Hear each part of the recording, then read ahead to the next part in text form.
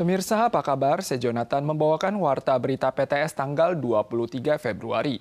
Masa udara dingin telah tiba. Stasiun pengamat cuaca Taipei mengukur suhu serendah 14,3 derajat Celcius pada pagi ini, mencapai standar masa udara dingin kontinental. Badan Cuaca Pusat mengingatkan bahwa mulai hari ini 2 gelombang masa udara dingin kontinental akan tiba secara berturut-turut. Suhu terendah diperkirakan akan muncul tanggal 25 hari Minggu pagi. Suhu rendah di wilayah utara akan turun hingga sekitar 12 derajat Celcius. Kawasan Taipei Raya merasakan penurunan suhu signifikan pada Jumat pagi. Suhu dini hari di stasiun pengamat cuaca Taipei adalah 14,3 derajat Celcius. Suhu dingin mencapai tingkat masa udara dingin kontinental. 2 gelombang masa udara dingin akan tiba berturut-turut pada sepekan mendatang. Cuaca di wilayah utara dan timur tanggal 23 hingga 25 akan menjadi dingin. Hujan singkat sporadis turun di wilayah Taoyuan ke utara. Mulai tanggal 26, gelombang masa udara dingin kontinental lainnya akan tiba. Setelah tanggal 28, suhu akan berangsur naik. Namun per 1 Maret cuaca akan berubah lagi, suhu akan terasa basah dan dingin.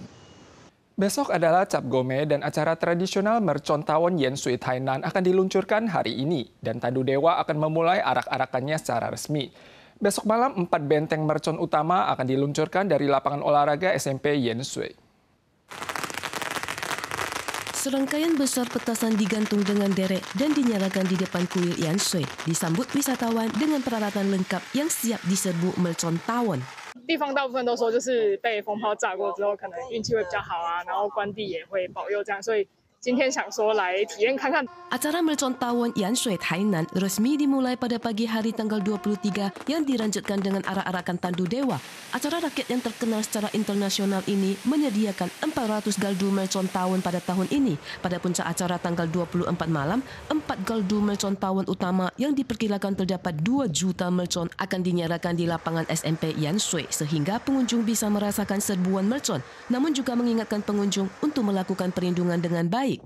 今年的盐水风炮，这个炮程有达到400座啊，就是因为台南400，所以说每一座炮程都经过严格的安全检查啊，经过这个认证之后才能够释放。 Menanggapi kerumunan esok, polisi juga menerapkan pengendalian lalu lintas di persimpangan memasuki kota Yan Sui mulai pukul 3 sore tanggal 24. Selain itu, masih ada satu puncak kegiatan Cap Gome di Tainan.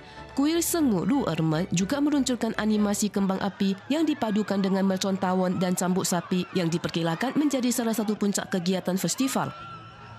Kemarin malam di Changhua, 3 murid SD kakak beradik ditabrak saat menyeberang jalan oleh seorang pria yang mengendarai mobil SUV tanpa SIM. Adik laki-laki hanya mengalami luka goresan di sekujur tubuhnya dan tidak membahayakan jiwa. Namun kedua kakak perempuannya kehilangan detak jantung dan tanda-tanda pernafasan. Keduanya terluka parah dan masih dalam kondisi koma.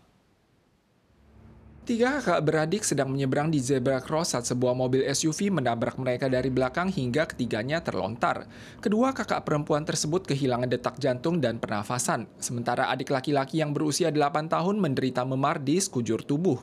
Ketiga bersaudara ini dibesarkan oleh orang tua tunggal. Kakek mereka biasanya membantu antar jemput ke sekolah. Namun hari itu kakek pergi ke dokter dan mereka pulang sendirian. Tak diduga mereka mengalami kecelakaan. Yang menabrak mereka adalah seorang pria berusia 73 tahun yang tidak mengemudi dalam keadaan mabuk, ngebut, atau menerobos lampu merah, melainkan mengemudi tanpa SIM. Dalam rangka memungkinkan imigran baru mempelajari keterampilan digital, Pusat Layanan Kabupaten Ciai membuka kursus dokumenter. Setelah mempelajari keterampilan memotret, para imigran baru akan dapat mengambil foto selfie dan mengedit video di masa depan, serta bisa merekam setiap momen kehidupan mereka di Taiwan agar bisa dilihat oleh para kerabat di kampung halaman. Guru membagikan teknik penggunaan peralatan digital dan pengambilan video di depan kelas. Pertama kali mengikuti kursus produksi video secara lengkap, pelajar yang terdiri dari imigran baru mendengarkan dengan cermat. 我来这里学习这个摄影课程，就是记录我在台湾的生活的点点滴滴，让在远方的家人知道我们在台湾的生活。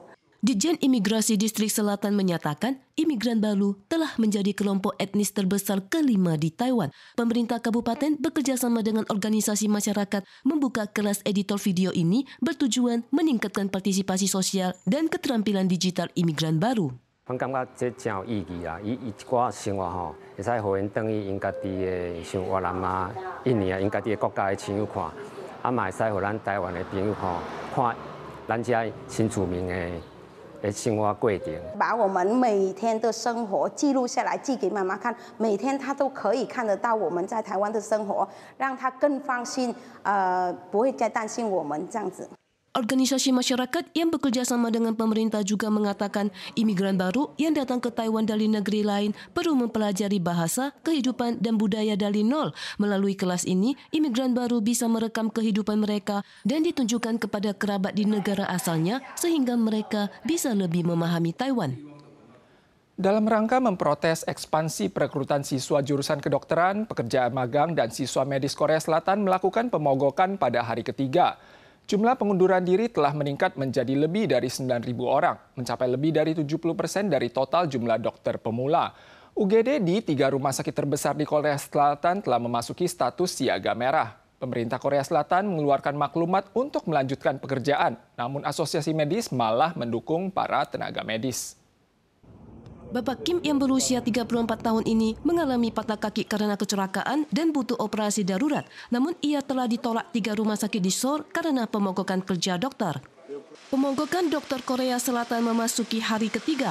Menurut statistik resmi, hampir 9.300 dokter magang dan residen telah mengajukan pengunduran diri di 100 rumah sakit besar di seluruh Korea Selatan, mencakup lebih dari 70% dari jumlah dokter muda. Dokter residen yang mogok juga melebihi 8.000 orang. UGD dari 3 rumah sakit utama memasuki status siaga merah dengan hanya sedikit tempat tidur yang tersisa. Namun pemerintah Korea Selatan mengambil sikap keras dan meminta semua dokter untuk kembali bekerja. Dokter residen yang menolak akan dicabut izin dokter.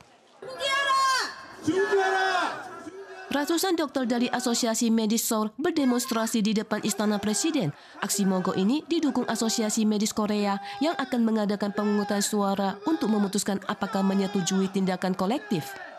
70%가 넘는 전공의들은 사직을 해서 근무지를 이탈해 있는 상황입니다. 호소 강력하게 드립니다. 대통령, 정부는 우리 의료계의 과도한 의대 정원 문제에 대해서 원점에서 재논의해 주시기를 바라겠습니다. Pemerintah Korea Selatan memutuskan untuk menambah penerimaan sekitar 2.000 siswa kedokteran atau sekitar 65% pada setiap tahun untuk memenuhi kebutuhan populasi lansia di masa mendatang. Hal ini menyebabkan ketidakpuasan di kalangan medis. Konfrontasi pemerintah dengan dokter menyebabkan banyak pengobatan pasien yang tertunda atau dibatalkan. Sekian warta berita dari PTS, kita soal lagi di lain kesempatan.